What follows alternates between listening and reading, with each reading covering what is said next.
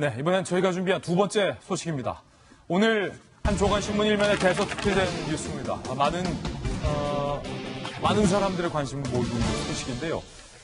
하노이의 북미 회담, 이른바 이 노딜 사태 때문에 북한의 김정은이 매우 격노하고 있다라는 소식 앞서 전해드렸는데 피해 숙청이 이루어졌다라는 소식이 지금 보도되고 있어서 사실 여부를 좀 확인해 봐야 될 것 같습니다. 과연 어떤 피해 숙청인지 함께 보시죠. 하노이 노딜 사태 후 폭풍, 집단 숙청. 먼저 대미 협상을 총괄했던 김영철에게는 노역형이 처해졌다.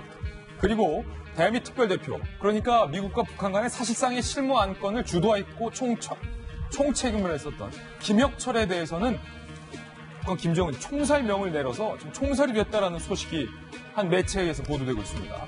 그리고 대미 실무 협상을 역시 책임졌던 김성애와 또 김정은의 지근거리에서 통역을 맡았던 신혜영 통역사죠. 정치봉 수용소에 수감이 됐다.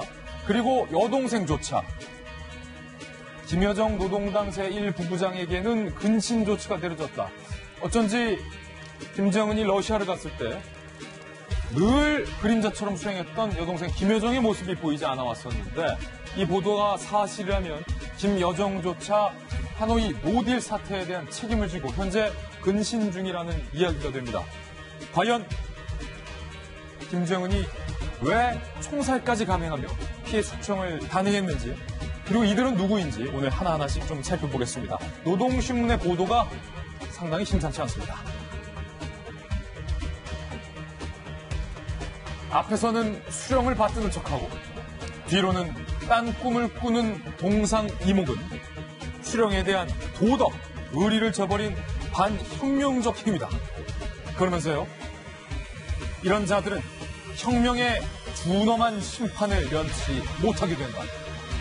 노동신문이 갑자기 이런 보도를 했다는 거예요. 그런데 이런 혁명의 준엄한 심판 그리고 수령에 대한 배신이라는 강력한 노동신문의 이 같은 표현은 장성택이 처형됐을 때 나온 바 있고 그 이후로는 한 번도 나온 적이 없었던 표현이기 때문에 이 피해 숙청서를 상당히 뒷받침해주고 있다는 분석이 나오고 있습니다. 그중에서 김정은이 총살을 시켰다는 대미 특별대표 김혁철이 하노이에서 기자들의 질문을 받았던 적이 있는데요. 그 모습 살펴보시죠.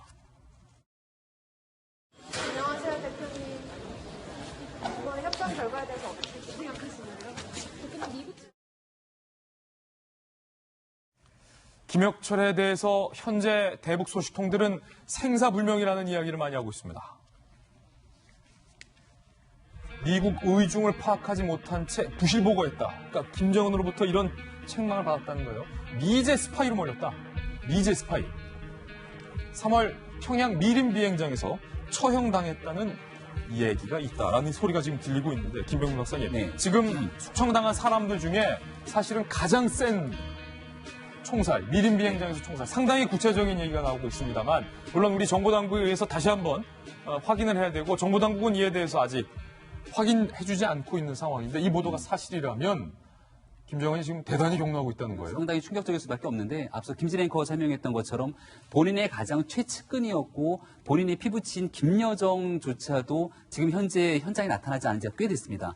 근신 처분을 내리고 있는 상황이라면 바로 이 대미 특별대표로서 사실상 하노이 정상회담을 총괄 진두지휘했던 김혁철에 대해서 당시에 노딜이 있을 때부터 많은 국민들 그리고 해외 언론에서도 걱정을 한 적이 있었거든요. 3월 달에 미림 비행장에서 총살을 당했다면 하노이 정상회담이 노딜로 있고 난 바로 그 직후라고 볼 수 있는데 지금 소식통에 따라서 들려오는 얘기로는 미제에 포섭돼서 수령을 배신했다 이렇게 나오지 않습니까?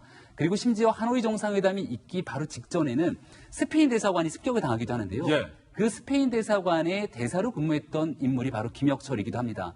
이런 총체적인 내용을 보건대 김혁철 대표가 스티븐 비건과 만나서 총체적인 협상을 조율을 했고 결국 김정은 위원장은 열차를 타고서 전 세계 주목을 받으면서 50시간이 넘게 하노이로 갑니다. 근데 여기에서 김정은 위원장, 트럼프 대통령이 결국 아무런 성과도 내지 못한 채 돌아오게 되면서 무오류의 존재라고 불릴 수 있는 수령의 이미지에는 완전히 심각한 타격이 갈 수밖에 없었던 것이고요. 그 뒤로 사실은 북한 입장에서는 더 이상 어떤 단계로서 전략적으로 비핵화에 대한 협상에 나서기 어려운 측면들이 존재하는 겁니다. 따라서 지금 북한에 이뤄지고 있는 저 같은 모습들이 사실 공포정치로 돌아가는 게 아닌가 싶은데요. 한 가지 걱정과 우려가 되는 건 바로 얼마 전까지만 하더라도 우리 문재인 대통령과 김정은 위원장 만나서 모든 게 잘 되고 있다. 그리고 곧 서울도 방문할 거다. 이런 여러 가지 얘기들을 한 적이 있는데 하노이 노딜 이후로 단 한 번 우리 정부와 전화 통화를 하거나 아니면 이야기를 나누거나 그 흔한 특사 하나 보내지 못하고 있는 게 작금의 상황입니다. 그러면서 북한의 김정은 위원장 이 신년사를 통해서 오지랖 넓은 중재자 등에 대한 이야기까지 끄집어내게 되는데 실제로 이런 과정들을 보건대 지금까지 얘기해왔던 협상의 틀을 완전히 깨부수고 새로운 방식으로 가겠다라고 하는 의지 표현은 아닌가 싶어서 여러 가지 걱정과 우려가 큰 대목이기도 합니다. 총살이라면 김정 장관님 상당히 네. 북한에서 처해줄 수 있는 가장 최고 수준의 네. 숙청 아닙니까? 네, 맞습니다.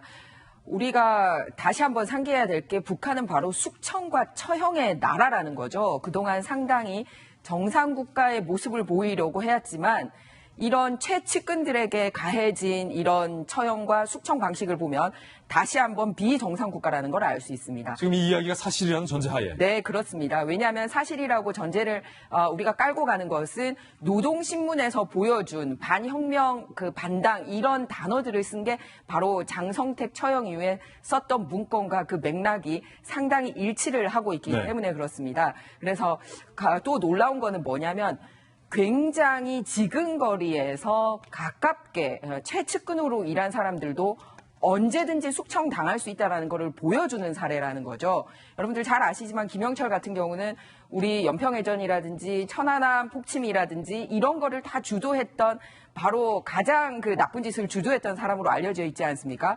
그런 사람도 일거에 노딜에 대해서 책임을 지지 않습니까? 또 김혁철이라는 사람도 어떤 사람이냐 하면 예. 바로 주 스페인 대사인데요. 금수저 출신입니다. 금수저. 네, 아버지도 주 캄보디아 대사로 알려져 있고요. 그리고 태어날 때부터 평양 신원동에 장차관급들만 거주를 하고 있고 일반인들 접근이 이렇게 차단이 돼 있는 핵심 지역에서 태어나고 자랐던 사람이고 특히 김정은이 유럽하고의 관계에서 왜 마식령 스키장을 개장을 하면서 예. 북한 관광의 해도 만들고 막 그런 걸 추진하지 않았습니까? 바로 스페인 마드리드에 UN 관광기구가 있습니다.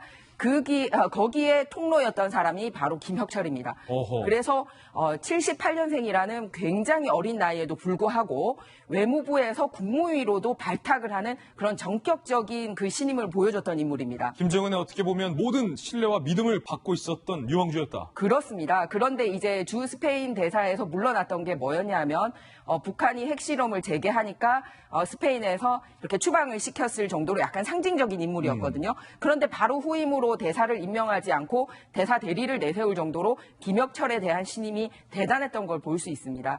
그랬던 사람도 이렇게 총살을 했다라고 지금 이제 알려지고 있는 예. 그런 상황입니다. 그런데다가 김성해 같은 경우도 바로 김여정을 수행해서 우리 평창 올림픽 때 왔었고요. 김영철 방미 때도 같이 했던 바로 핵심 통전부의 핵심 인물들이었습니다. 예. 이런 사람도 현재 정치범 수용소로 간 걸로 이렇게 알려지고 있고요. 그리고 역시 통역했던 신혜영 같은 경우도 이렇게 노딜에서 끝나려고 하니까 어떻게 했냐면 마지막에 김정은 위원장이 내가 추가로 뭘 하고 싶다라고 갑자기 얘기를 했는데 그거를 이 통역관이 제대로 통역을 못하는 바람에 트럼프의 통역관이 그거를 통역을 했다라고 합니다.